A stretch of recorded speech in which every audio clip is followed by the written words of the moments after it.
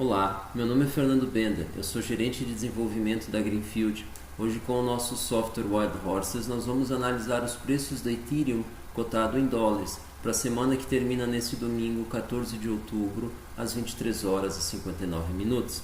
Nós vemos aqui nesse gráfico que o canal de baixa que o nosso software identificou que melhor representa o comportamento dos preços dentro de um horizonte de 59 semanas foi rompido já na semana anterior e permanece rompido para essa semana aqui. Então isso mostra que os preços estão de fato no movimento lateral. Apesar do rompimento ter tido uma certa inclinação, ele se manteve. E uma coisa que a gente observa, o volume de negociação nas últimas 2 semanas foi praticamente o mesmo e ele está retornando a então volumes dentro da média. Isso não é um indicativo de que os preços do Ethereum estão esboçando uma reação ou estão entrando numa fase de acumulação. Uma característica da fase de acumulação, como a gente já comentou na análise anterior do Bitcoin, é um aumento de volume de negociação em relação à média recente, sem que isso se reflita nos preços. Isso não está acontecendo aqui, mas a notícia boa é que ele de fato então formou esse fundo aqui perto aí dos $200, talvez um pouco abaixo, e ele vem recuperando, então teve uma recuperação do nível, porém cedeu um pouco nas últimas semanas, nas últimas 2 semanas, mas vem se mantendo mesmo com um volume mediano.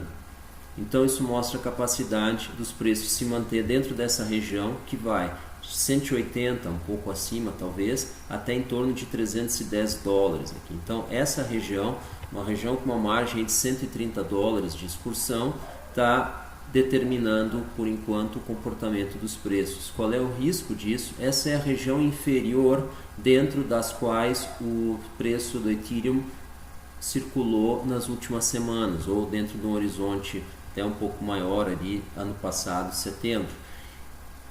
Qual é o problema disso? Não existe nada embaixo. Então, se ela perder essa região, provavelmente nós vamos ter uma queda bastante expressiva dentro dos preços da moeda, tá? E tem uma queda potencial de talvez até $200. Tá? Não tem nenhum indicativo nesse gráfico aqui de onde é que é o fundo, exceto zero. Então, o que nós gostaríamos de ver é uma certa recuperação desse preço para patamares aí um pouco mais elevados, para caso exista uma nova queda futura aí para os preços do Ethereum, exista de novo uma região abaixo na qual ele visitou, dentro de um horizonte aí de 360 dias, de 50 semanas, e que sustentem os preços então desse ponto, para que não ocorra então uma queda exagerada nessa coin. Bom, para nós termos uma ideia do que mais pode acontecer, se existe uma possibilidade de reação, se existe alguma coisa iminente para os preços da Ethereum, nós vamos analisar ela dentro de um horizonte de 23 semanas agora.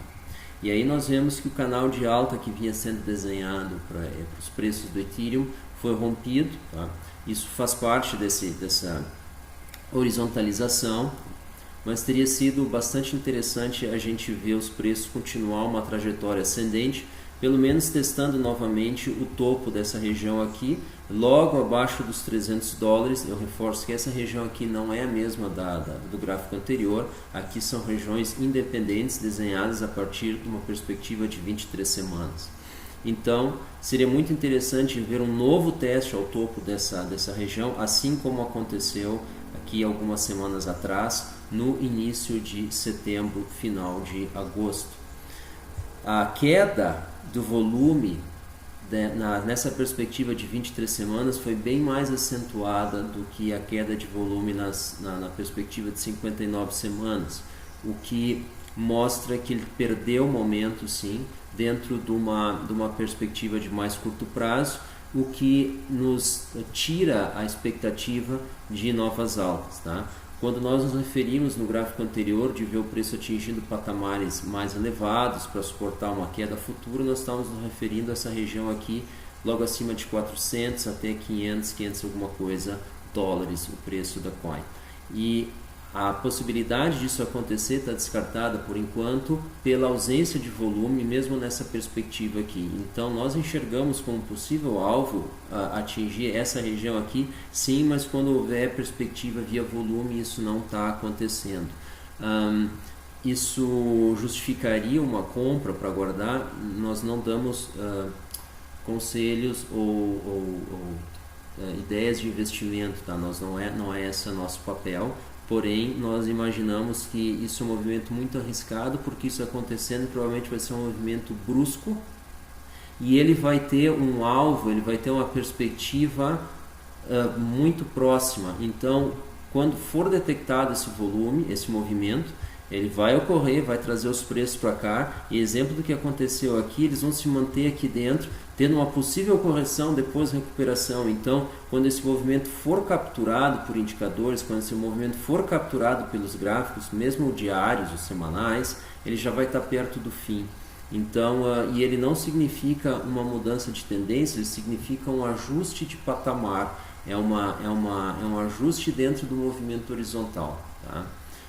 A Bitcoin está fazendo uma coisa bastante parecida, só que ela não estabiliza dentro do valor, ela faz isso mais em saltos, buscando regiões ao topo, depois buscando regiões ao fundo. Ela não tem uma característica de se acomodar dentro do patamar, tá? Então aqui talvez isso aconteça, tá? Então de novo, um salto súbito e uma posterior acomodação, ela é bastante arriscada para fazer um trade. Ela não significa uma mudança de tendência.